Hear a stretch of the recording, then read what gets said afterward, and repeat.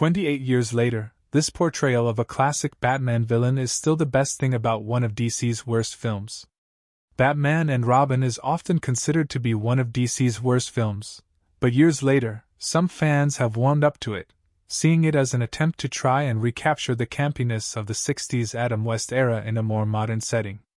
Many of the actors, including George Clooney, have since apologized for participating in the film, and it was obvious that many of them didn't know how to handle Joel Schumacher's more lighthearted take on the material. When it comes to Uma Thurman as Poison Ivy, on the other hand, it's a much different story. Watching it now, it's clear just how much fun she's having in the role, which makes her performance all the more fun to watch. Thurman is one of the few actors who looks back on making the film fondly, and it's obvious that she understood exactly what kind of movie she signed up for and reveled in making it. While Batman and Robin may hold a reputation as a bad Batman movie, Thurman's take on Poison Ivy is not a bad performance. The fact that she still looks back on the film and her experience making it so positively is something that speaks to how much fun she had, and it clearly shows in her performance. The campy goofiness of Batman and Robin, which seemed more akin to the spirit and tone of the Adam West series than the darker take that Tim Burton initially established, was incredibly off-putting and even cringe-inducing to both critics and audiences at the time of its release. Even though the film was met with a widely negative reception, it's clear just how much fun certain members of its cast had while making it. In the case of Poison Ivy, it's especially hard to imagine any other actress at the time pulling off the role as well as Uma Thurman did.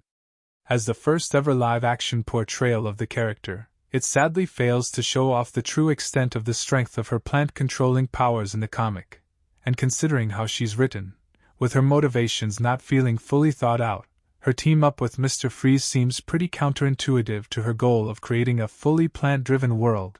Nothing about it should have worked. Against all odds, however, the overall portrayal of the character somehow worked out better than it really had any right to, and it's really all due to Thurman's performance. For all the damage Batman and Robin endures, from its jarring tone to the never-ending holes within its story, Thurman's performance as Ivy is one that still manages to at least give off the illusion of a fully realized character. It's one that's so alluring and oddly fun that it's almost enough to make viewers forget how badly every other aspect of the film that surrounds her has already fallen apart. While several elements of Joel Schumacher's Batman films are still considered questionable to this day, the casting of Uma Thurman certainly isn't one of them.